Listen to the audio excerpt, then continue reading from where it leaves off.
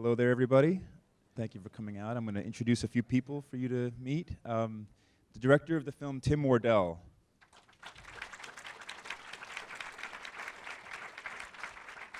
And also we have here Robert Shafran and David Kellman, the brothers. Yeah. And also their friend Ellen Savon. Hi, everybody. Congratulations on the film, and thank you so much for coming here. So I wanted to start by asking the two brothers, you know, this was a long process of Tim working on this over the last, I think, 5 years. What was the process like of meeting him and having him convince you that this could be done and could be done well? Well, it took time. We first met with Grace Hewes-Hallett, and we then met with other people involved in the film. And then Tim filmed what we call a pitch piece, which we saw, and we were in touch with them all the time, and they just seemed very sincere in what they were doing and all in. And as a result, we were all in. Okay.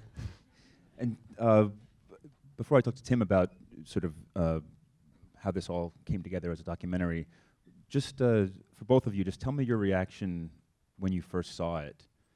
I'm imagining it was quite emotional. Well, the way that Tim did this, I guess maybe when we agreed to it, we weren't really thinking like they weren't going to call us and say, oh yeah, we're doing this tomorrow, we're doing this the day after. But of course, they weren't coming to us to get approval for everything that they had scheduled. And it was a little strange finding out from my parents that, you know, they're coming tomorrow, or they were here yesterday for 8 hours. But that's what they did. They had their schedule, and they worked really, really hard on it. And we didn't know exactly, I didn't know what David was doing because they had David separate from me, and David didn't know what they were doing with me. And so we really didn't see anything until it all came together. But to give you an idea of, I'm talking about you in front of you, Tim, to give you an idea of how gracious Tim was with this, and Dimitri Doganis, who is the founder of Raw. He said, I want to come to your house and show you the movie privately so we can talk about it, maybe you have some questions. And I mean, he didn't just drive over, he had to take a plane from London. And that showed a certain amount of sensitivity. And that sensitivity combined with his intelligence is probably what's unique about him, and I think that's his gift. And I think that when we come and we watch you, like if Dave and I have seen this movie a bunch of times, we don't necessarily get the good seats, so we can't see the screen, but sometimes we can see all of you. And to see this uniformity of reaction, it's not I don't mean it as though it's like a calculated thing. It's just that this guy has got this insight as to how people are going to empathize. And when we saw the movie, we just felt that he came through with flying colors. And he exceeded our expectations. Tim, you know, I'll give you the $50 later. Robert just mentioned that you flew over from London, and you know, when we hear you speak, we're going to know that you're not American. Do you think that in some ways coming to this story very fresh, because you heard about it 5 years ago or so, helped you in researching and developing? I think it's sometimes helpful being an outsider and not knowing, being able to ask sort of dumb questions about different parts of New York and things, and there'd be a lot of assumed knowledge, maybe a bit more assumed knowledge with an American director. So things like those different areas, that, you know, what growing up in Scarsdale meant versus growing up somewhere else. They would like explain that to us on camera in a way that if it had been a New Yorker making this, they wouldn't have explained, and we needed that to understand it. Yeah, I mean, it's worth saying that when you make documentaries are only ever as good as the people who are in the film, you know, and this is not just the brothers, but also people like Ellen, the friends and family of the brothers who are in the film. And what you're looking for is not just kind of a sort of retelling of the events, like a narrative fidelity. What you're looking for is emotional truth. an emotional honesty. And not everyone's prepared to do that or go there when they're telling their story. And these guys were, and their friends and family were, and that's what hopefully makes it such a fascinating experience to watch. Well, we weren't prepared, but we did. No, really, we showed up, and we were reticent to do any kind of film or any kind of television appearance or any kind of interviews since Eddie passed away. We just, all those interviews in the early part of the movie, that was all us having a lot of fun. And people would say to us, "Aren't you angry?" And our response was uniformly, "No, we're just so happy to have found one another." And we truly were. And when it came time to make this movie, we kind of, Dave and I kind of agreed that it was time to do this. And without really planning it, we both stepped up and were just brutally honest about everything. And it was not an easy thing to, well, you saw us, so. It wasn't an easy thing to watch either, in terms of the first time we saw it. We saw it in our respective homes, and we were blown away by it there. And we didn't know, Bobby was mentioning earlier that we didn't know when our families were being filmed. We never heard of Natasha Josefowicz. There were a lot of surprises for us within the film. We didn't know the content. But seeing it for the first time, surrounded by people in the theater, it was just very, very intense. And one of the things that we're just so grateful for is the presence of Eddie that they brought to the room, and my father as well. They just did an unbelievable job. I want to involve you, Ellen. I know you said you've seen the film about 7 times now. We got to explain who Ellen is. Yes, you want to explain, first explain your long friendship with David, and also the fact that so much of the photography we see here, the archival photographs, are yours. That's true. That's actually true. Before the film went into production. Wait. Lower, louder. No. When my parents brought me home, Ellen lived next door.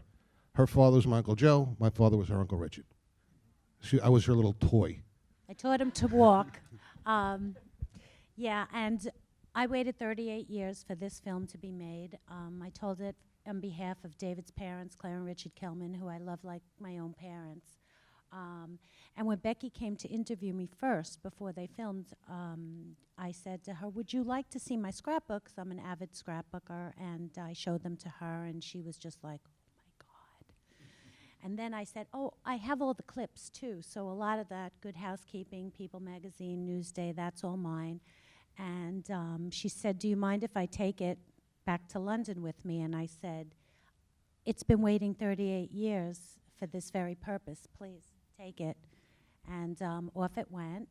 And we had a nice chat. And she said, "Can we come back and interview you?" I said, "Okay." And they came back and they interviewed me for 4 hours. I had to go to sleep afterwards because my head was going to explode. I'm an art teacher. I'm not a, actress. And, I love David for my whole life. His brothers, I love them too, and the family. So I'm so happy the way this film was made. I loved him. I love Becky. And all of you receiving it with an open heart like we did. Sort of leaping off of what Ellen just said, Tim, this is a movie about 3 boys, but there's a huge cast of characters, actually. Natasha, as David just mentioned, the sort of researcher. There's Aunt Hetty. Is that David's aunt. David's David's aunt, who is without question one of the most extraordinary people I've ever met and ever filmed. And I kind of like, one of the things I love about this film is, as well as the brothers obviously being central, you've got these 2 much older women, Hetty and Natasha, who kind of represent either ends of the kind of, I guess, the ethical spectrum. Good and evil. I wouldn't put it as a black and white as that, but they, Hetty is certainly the kind of moral center of the film, and we were very, very lucky that she would take part. So actually, because the film elicited such a strong response from audiences, I want to turn it over to the audience right now and see if you guys have any questions for the panel. A lot of people do. First question is, can you share some of the materials that was finally released to you from the Jewish board? Second question, could you talk about your children, the second generation of the triplets, now that they're adults, and are you grandfathers yet? Thank you. We're not grandfathers. And If you think about it, the kids are technically, like biologically, half brothers and sisters. Yeah. Yes. So that's kind of mixed up. I don't mean it in a bad way. I mean it in a good way. And in terms of some of the things that we had gotten some things in around 2013, and then towards the end of the filming, we got a lot more stuff that Becky Reed had uncovered. Last week, we were sitting at my home, and I had gotten David's films and my films, not Eddie's films, and each film clip was was one file, so I selected them all and just let them play, and I'm watching David, who I know now that I didn't know existed then, getting on a bicycle and riding his bicycle and playing for the camera. And then I'm doing the same thing. And then David's jumping up and down on his pogo stick, and I'm doing the same thing. And I can see the difference because of the house in the background. And then David, I don't think I mentioned this to you, but now's a good time as any. That was doing this sort of like a headstand where you bend your elbows and you put your knees on your elbows and then you go Today up. they call that yoga. Yeah, well, it wasn't that graceful, Dave. But anyway, I was doing the exact same thing. So, I mean, it wasn't cool. It was haunting. And this stuff was locked away, and people were having meetings about it and talking about it. So, yeah, I mean. And David, I mean, it is, the documents that they've got are very heavily redacted. They're photocopies. They've never been allowed to see the originals, and this is only information pertaining to them that they've been allegedly given access to the materials there. We don't know how much of it there is. We don't know how much more there is. And there are details there that are quite shocking. Yeah. Well, it's also in a vacuum. So if there's a home visit that's detailing something about David, one of the most remarkable things that they did, when you consider that we were having either temper tantrums or holding our breath till we passed out or banging our heads against the wall, was they attributed this to every possible parental failing on the part of our adopted parents without once saying, maybe they're suffering from separation anxiety. I mean, could anything possible, but not that, not their study. There were a number of shocking things, and obviously what Bobby's talking about is important, not only from the way they recorded it, but the fact that they saw a parent that was totally frustrated and not knowing what's wrong with their child, and a child that was in need, and they didn't intervene to help at all. Also, we found out, we found rather shocking, when we were each around 10 years old, we told our parents, hey, enough of this, we don't want to do it anymore. And to our knowledge, we were no longer being studied. And we found within the documents, they were following us. They were having a meeting about doing another investigative piece when I was 17.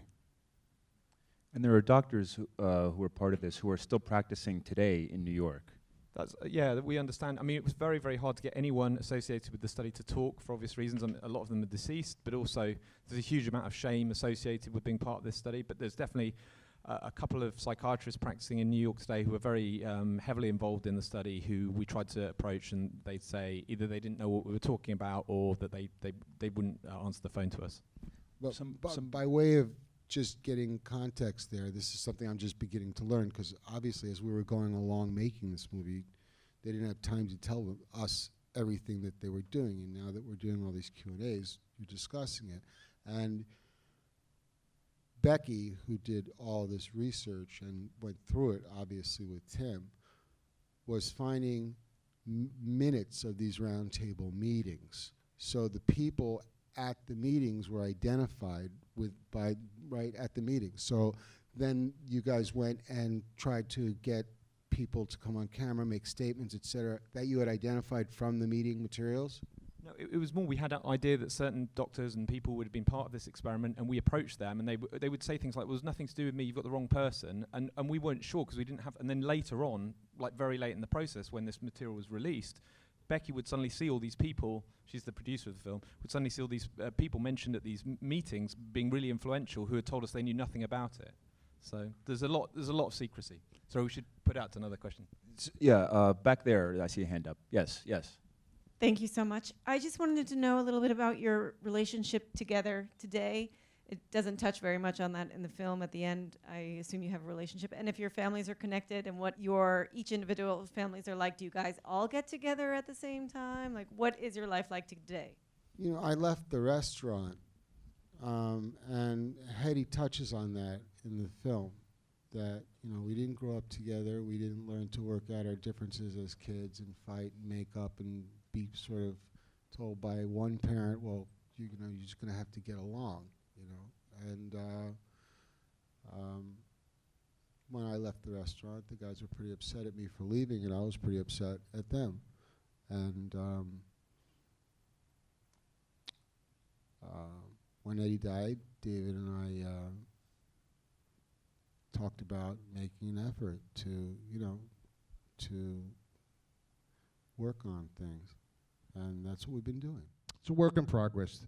Things are getting better and better, and this film also was a great catalyst for us. Do you consider what was done to you a crime, and if so, who should be prosecuted? Yeah. Well, it doesn't. I mean, I don't mean this in a disrespectful way. It doesn't matter what I think if it's a crime. I think it was a crime against humanity. But the question is, if the question is, was it against the law? No. These people were in such a position of responsibility that they were deemed to be ethical. So they had what they considered to be policy, ethical policy. And they could actually take a pencil and draw a line through that policy and change it when it suited them. And that's, I think, what was done here. I can't say for sure. First thing is, I just wanted to say I went to Triplets many times, and it was a great place. And you survived. I survived. And I guess in the day it was the competition for Sammy's Romanian, as I remember. Either you went to Sammy's or you went to Triplets. Well, we worked at Sammy's all the way through college, and then, Right, and then if you you work went in a out on shoe your- store, then you go and open your own. Right, and then you So, went out yeah. on your own. I knew that. So, but just like in watching the film and thinking so much about nature versus nurture, so I wondered about the originator of the study. Like, it seemed like he was a Holocaust survivor, and maybe he saw these atrocities, and then it was his own work to work things out, you know, that he was experimented on, and then he sort of like had to find a way.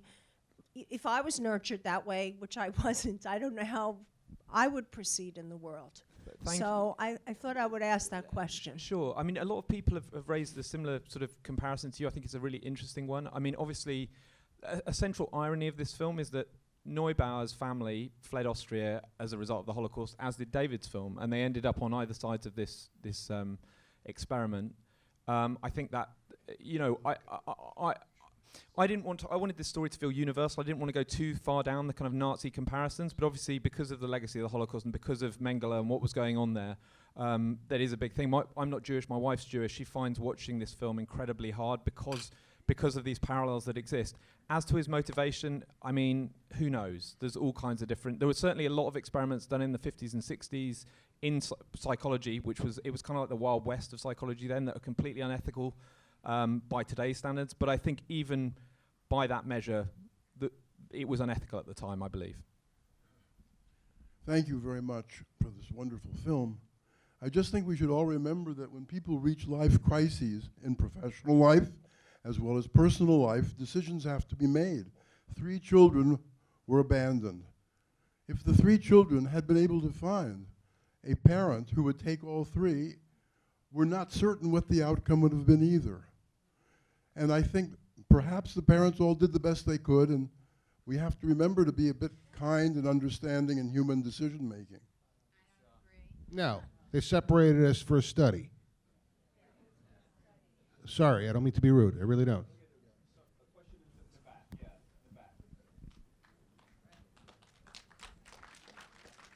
Thank you. This is sort of a rough question, but do you blame your brother's suicide on this thing that was done to you, or on your inability to get along as brothers? I wouldn't say it's necessarily either. I wouldn't say it's necessarily either. That's one thing. The other thing is that anybody who's had suicide enter their life in any way, even tangentially, is that it is the ultimate act of irrationality. And when people start asking for rational reasons why somebody takes their life, they're not going to find any. I'm sorry. Yeah.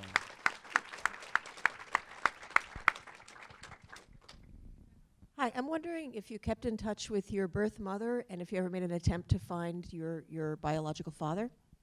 Different.